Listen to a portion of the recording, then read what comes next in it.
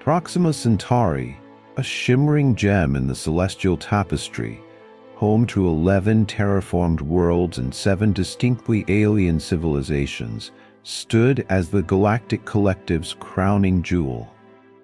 The system had been their pride for centuries. They called it the miracle of coexistence. Their art spoke of its harmony. Their scientists hailed its engineering. Their diplomats raised glasses of fluorescent beverages to it at every galactic summit. But beneath that polished veneer of pride lay a chasm of insecurity. You see, for all the technological marvels the Galactic Collective boasted, faster-than-light travel, gravitational warping, nanobiotic regeneration, and even consciousness transfer, they had one grotesque, almost laughable blind spot. They were absolutely terrified of Earth. Not humanity's weapons or wars. No, something far more primal. They're animals. Ambassador's Lith, a creature made of glassy membranes and 14 twitching eye stalks, once whispered at a formal reception. They keep creatures in their homes. Beasts with teeth, they feed them, they let them sleep near their children. And the others? They nodded solemnly. Horror stories passed from system to system. Earth's oceans contained creatures that could kill with a touch. Its skies swarmed with things that shredded prey mid-flight. Its forests teemed with stealthy killers that hunted by scent, sound, and a patience that could stretch for hours. Officially, Earth was classified as an observe from safe distance curiosity. An unstable but beautiful world that no one dared to engage beyond surface-level diplomacy. For hundreds of years, the Collective maintained a strict 10,000 kilometers orbital perimeter around the planet. And now, in a twist, the universe must have found deliciously ironic. It was Earth they turned to for salvation. The Reavers had arrived. The threat had no name at first. No classification in any database. But the Collective would soon call them Void Harvesters. Humans, in their typical dry humor, called them Reavers. They appeared as sleek organic monstrosities, something between deep ocean leviathan and weaponized nebula. They drifted silently through systems, ignoring matter and consuming energy. Not just solar energy, star energy. And they had developed a specific craving for the regulated, stable fusion reactions of Proxima Centauri. The Collective responded in the only way they knew how: elegance.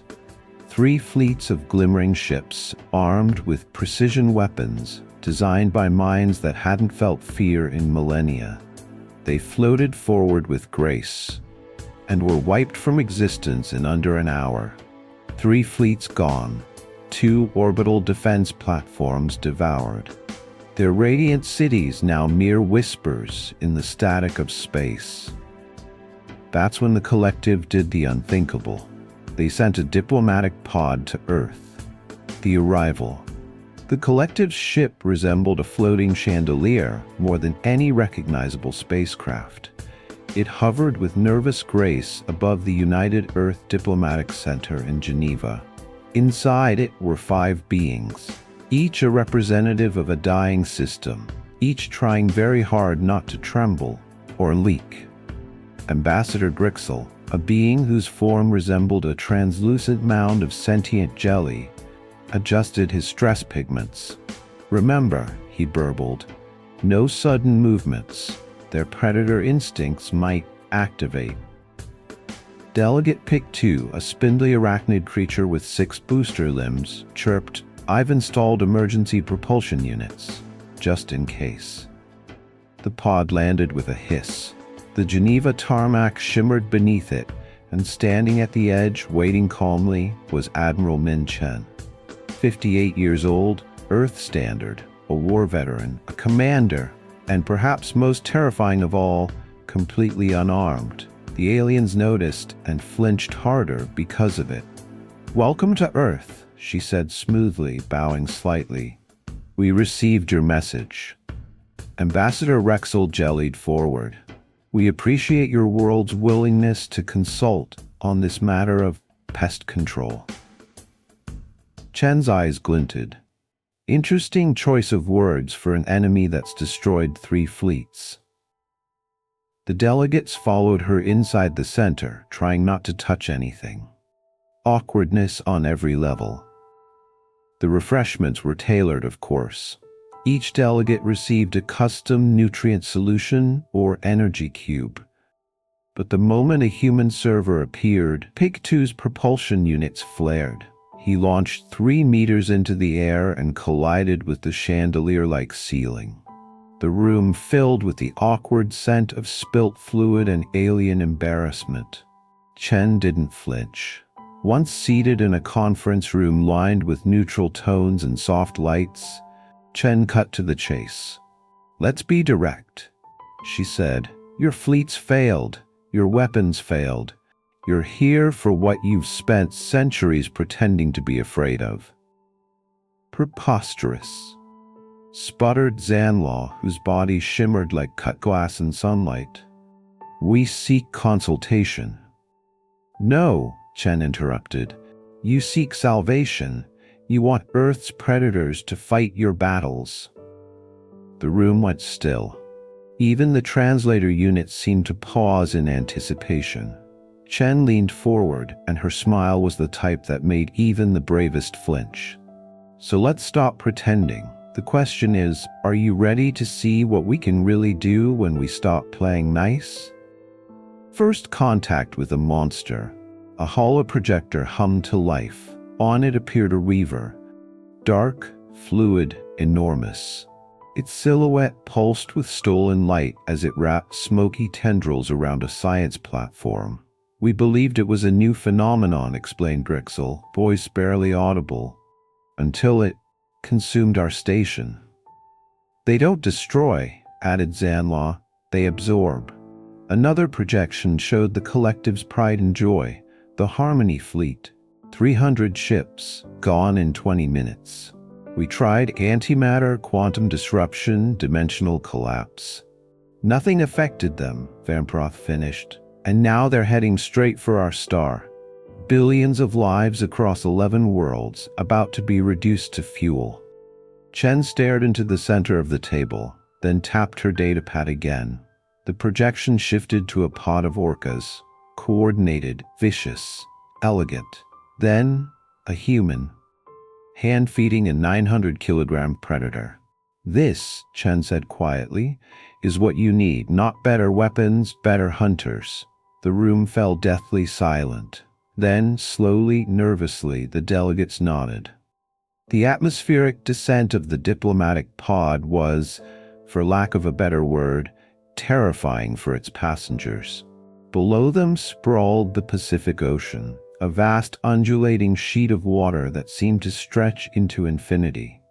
To the collective delegates, each hailing from planets where liquid was strictly regulated, contained, or entirely absent, it was chaos incarnate. Is that water? Gasped Pig 2, the smallest and jumpiest of the group, as he stared down through the viewport. 70% of our planet's surface, Admiral Chen confirmed from her seat, legs crossed calmly, hands resting on her knee. Uncontained, free, alive, home to many of our most successful predators. Zanlaw's crystalline carapace emitted a sound like cracking ice. And you permit it to remain in this unsealed state? We find it works better that way, Chen replied with a faint smile. As the craft moved inland over the North American continent, the view changed. Forests, mountains, rivers, an endless sprawl of green and brown, riddled with movement, shadow, and sound. To the humans aboard, it was home. To the aliens, it was a planetary death trap. So many trees, Vamprath whispered, voice like silk fluttering in wind, and each one could harbor a predator. Among other things, Chen said, tapping her datapad, they also produce the oxygen you're currently breathing. The pod dipped low over a sprawling valley nestled between snow-draped peaks. Below, a network of structures sat cradled in the earth like seeds sown by a giant. Glass domes, open enclosures, and research stations built into the terrain itself. A river cut through the complex. Wildlife moved among the trees, indistinct and swift. Chen gestured toward it with quiet pride. Welcome to the International Wildlife Conservation and Research Center, Earth's foremost facility for the study, protection, and sometimes partnership with apex predators. The pod touched down with a gentle hiss. The doors opened, and standing on the landing pad, waiting, was the man who would change the fate of a star system. The Predator Whisperer, Dr. Alejandro Rodriguez, looked nothing like the military humans the delegates feared. No armor, no weapons, no hovering drones. Just thick, rugged outdoor gear. Mud-streaked boots, a sun-faded vest over a flannel shirt, sleeves rolled to the elbows. His deep brown skin was weathered from years under sun and snow, and silver streaked his wild curls like electricity had brushed through them. He had the casual posture of someone comfortable around things with claws. "Delegates," Admiral Chen said, stepping forward. "Allow me to introduce Dr. Rodriguez, Earth's foremost expert in apex predator behavior and xenobiology." Dr. Rodriguez grinned wide and white. "Pleasure," he said warmly, like greeting old friends. "I hear you want to meet some of our hunters." "Not exactly," Graxel burbled nervously. Before he could finish the sentence, the ground shook. A thunderous sound rolled across the valley like a distant avalanche. Birds exploded from the trees. Pick-2's emergency boosters activated out of reflex, launching him into the air with a sharp shriek. He bounced off the canopy of the pod and landed in a crumpled, twitching mess. Rodriguez didn't even blink. "Ah," he said, turning toward the distant trees. "That's Kona. She's excited." "Kona?" Zanla asked, his crystal form shivering with stress harmonics. "You'll meet her soon," Chen said. "She's why we brought you here." The viewing platform. The delegates were led through a glass tunnel that opened onto a wide observation deck. From there, they looked out onto a biome carefully constructed to mirror a Pacific Northwest forest. Towering conifers, mist curling through the undergrowth, a stream bubbling over smooth stones.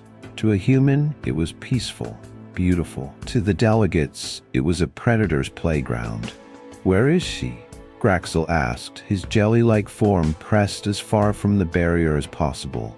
Rodriguez tapped his wristband. A low-frequency tone hummed across the enclosure. Silence. Then the crashing began. A tree swayed, then another. A ripple moved through the forest as if a tank were plowing through it. And then, she appeared. Kona, 3 meters tall on her hind legs. Fur like midnight oil slicked back over rippling muscle. Eyes like molten amber. Shoulders wide enough to eclipse a man. When she dropped to all fours, the platform shuddered. Zanlaw vibrated so hard his outer layer fractured slightly. Pick-2 fainted. Vamprath stopped moving entirely, a full-body freeze response. "That's a Kodiak bear," Chen said calmly. "Approximately 800 kilograms of Earth's apex predator. She could consume any of us in seconds," Zanlaw whispered, barely audible. "She could," Rodriguez agreed, "but she won't. That's what makes her special." The unthinkable Rodriguez stepped to the barrier and tapped it lightly. Kona turned her massive head. Her amber eyes locked onto his. She approached, each step a controlled quake. Her snout pressed against the glass directly opposite his hand.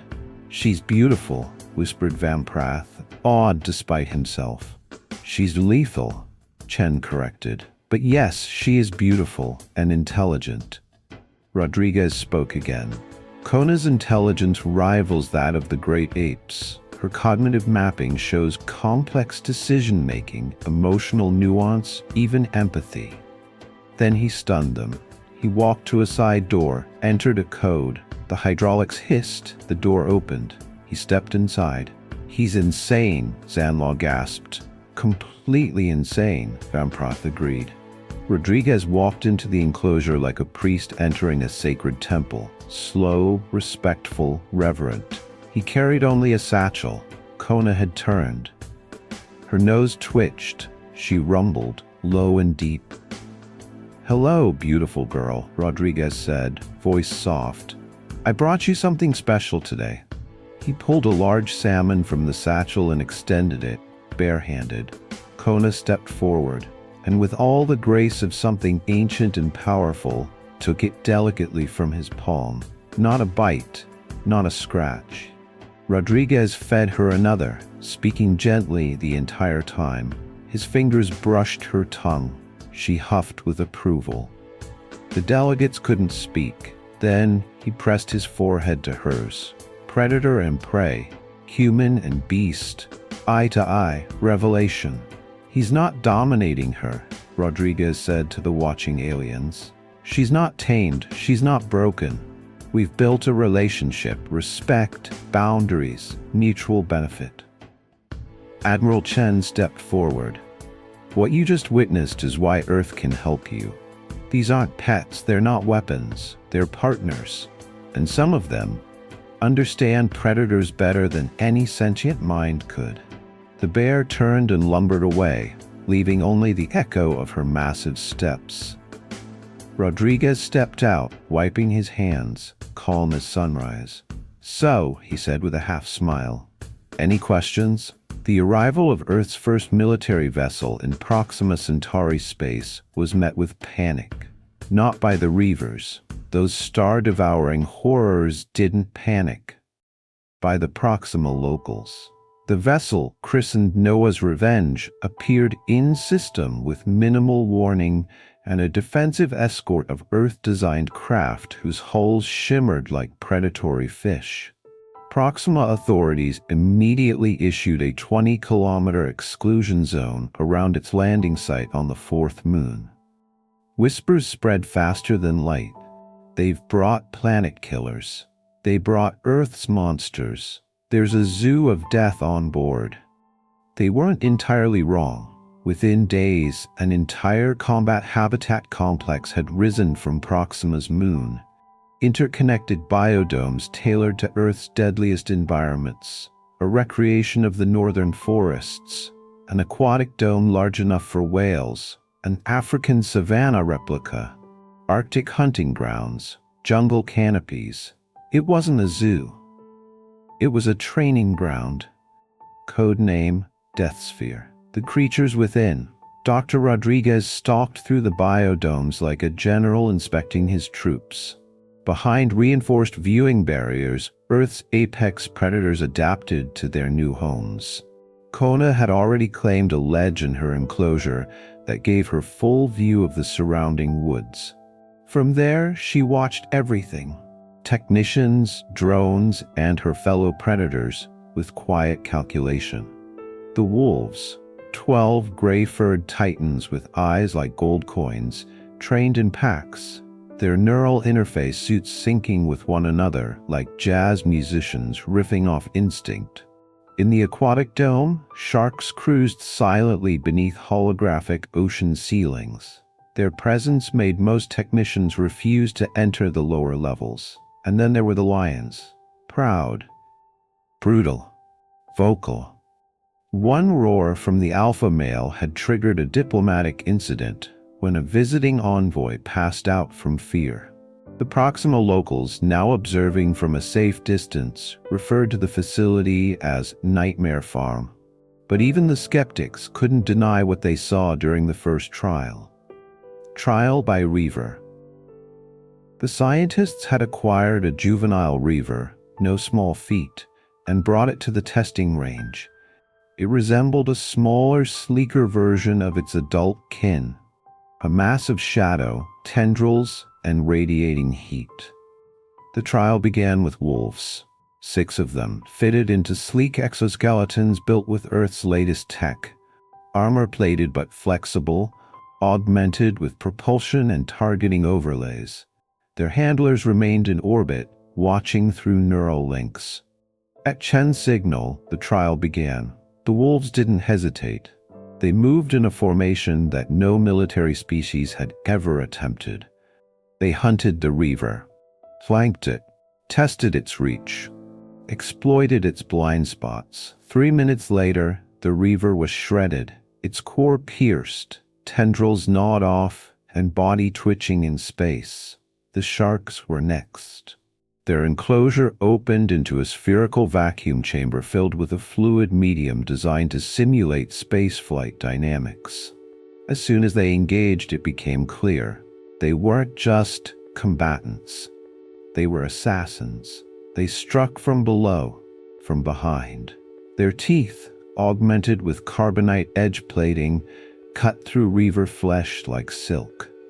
2 handlers lost sync and had to be pulled, but the kill was clean. Then came Kona, fitted with a customized exosuit that reinforced her limbs and spine, gave her propulsion thrusters, and a HUD interface mounted behind her ears. She stepped into the vacuum simulator with one goal: test her ability to dismantle a live Reaver. The moment the Reaver struck, she moved. Not as a beast, not as a berserker, but as a strategist. She baited it, pulled it toward a debris field, maneuvered between asteroids, waited, and when it lunged, she spun, caught the leading tendril, twisted with her full mass, and ripped it off. The Reaver thrashed. Kona kept moving, ducking, rotating, anchoring her massive claws into its midsection, and using the suit's kinetic thrusters to deliver a finishing blow.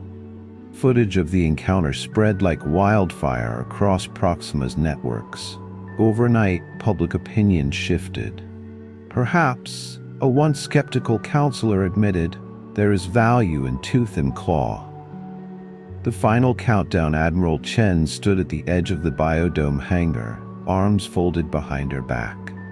"We begin full deployment in 14 Earth days," she said, her voice steady. "Will the Collective approve the use of Earth animals in open combat?" asked Empress Salin, one of the few alien leaders with the courage to visit in person. "They already have," Chen said. "Not because they want to, because they have no choice." Rodriguez joined them, wiping his hands on his vest. "Neural links are calibrated. Predators and handlers are syncing clean. They're ready." Salin tilted her crystalline head. "You've mapped their instincts?" "More than that," Rodriguez said, holding up a tablet. "We've learned from them. Bears analyze pressure patterns before they attack. Sharks feel the electromagnetic hum of prey. Wolves communicate across distances without words. Now, their instincts, combined with human planning, are a weapon your Reavers have never encountered." The night shift attack. It began at 3:17 a.m. local Proxima time. Sensors pinged. Alarms sounded. 17 Reaver signatures drifting in from the system's outer edge like death on parade. Their movements were confident, relaxed. They had never known loss. Now they would. Launch sequence. Wild hunt. In orbit above the moon, Admiral Chen's command center flared with red light. Collective officers scrambled. Her Earth crew moved like machines. "Deploy the conventional fleet," Chen ordered. "Stall them. It won't last, but it'll keep them busy." Below them, in the biodome hangars, launch pods began activating. Dozens of predators, bears, wolves, sharks, entered their exosuits.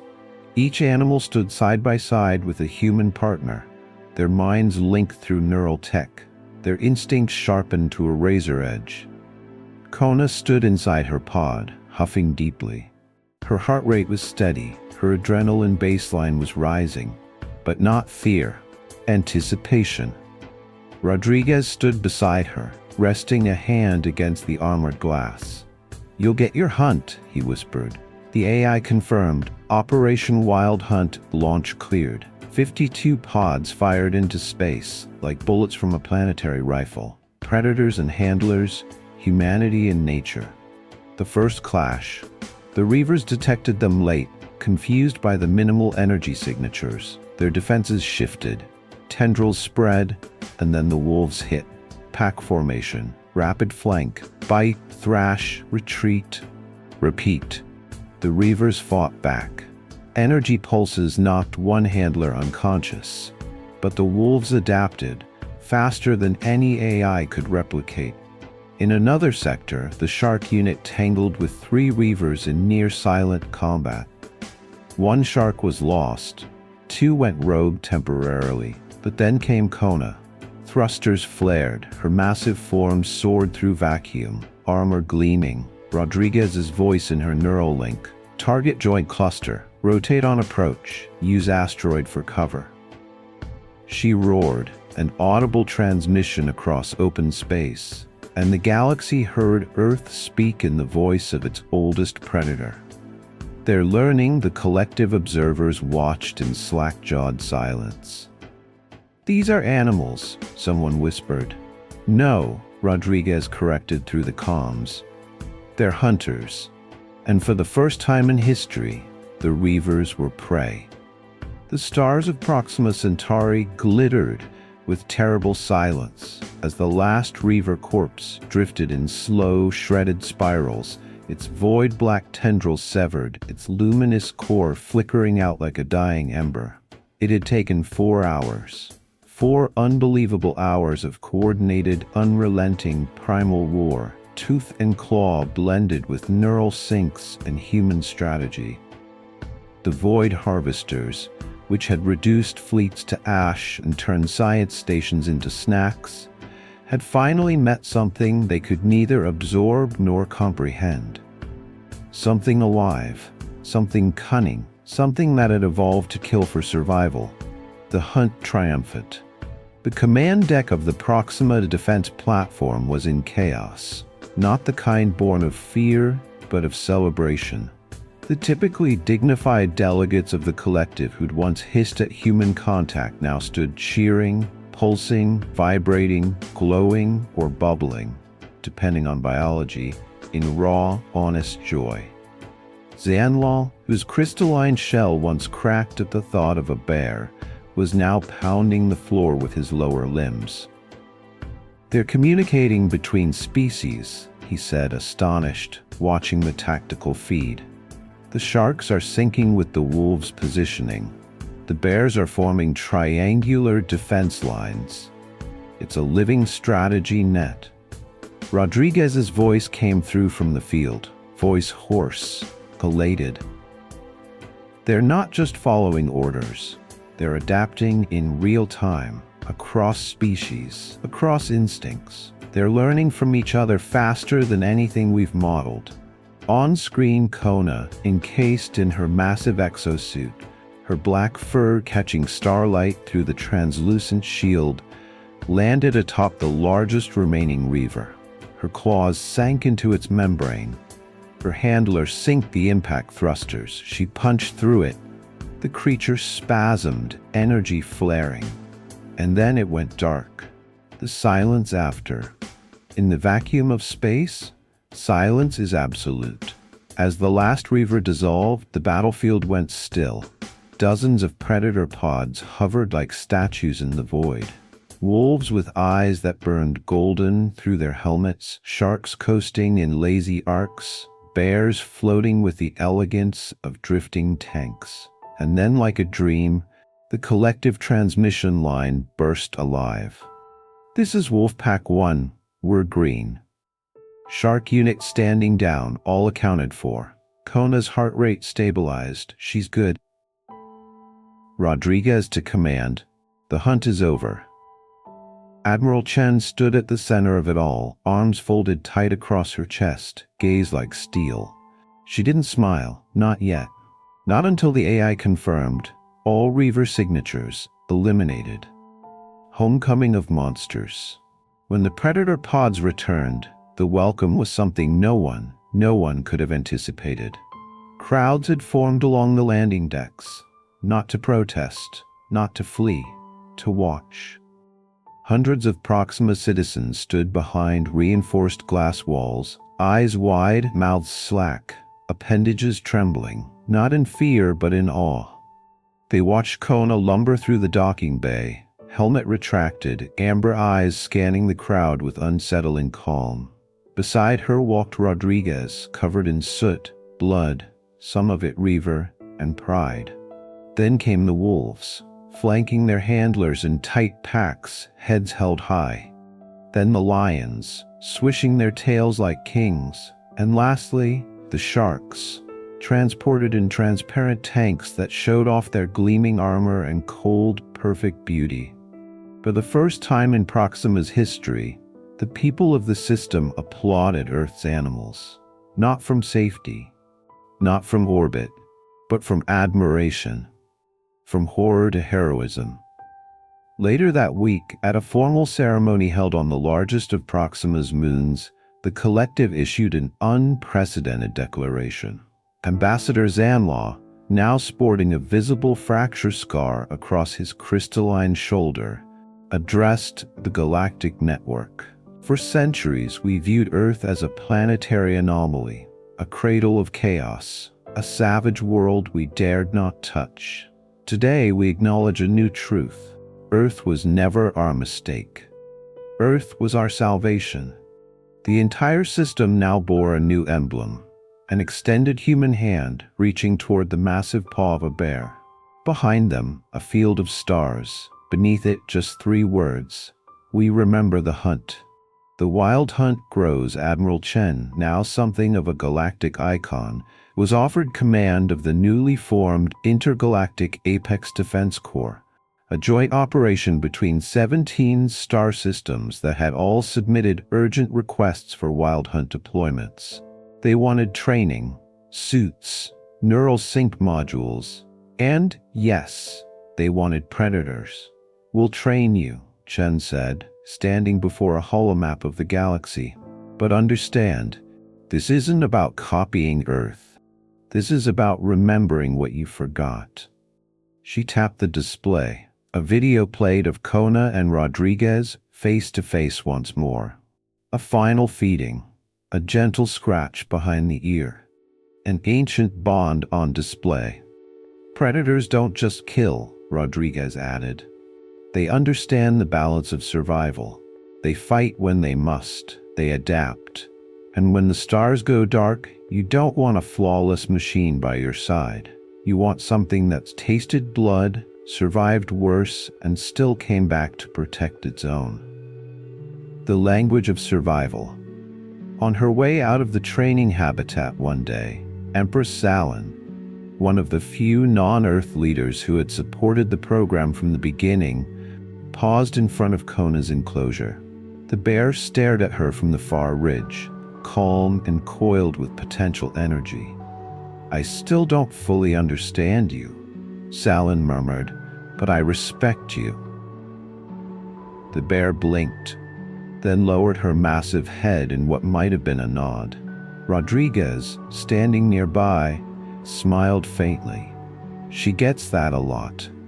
The message to the stars across the galaxy, stories spread, of beasts from a blue marble planet who could hunt gods, of humans who didn't just build weapons, but partnered with monsters, of a world where danger and survival walked hand in hand, and called it home. And at the center of every tale, there was a name: Kona, the bear who fed from a human's hand and then guarded the stars.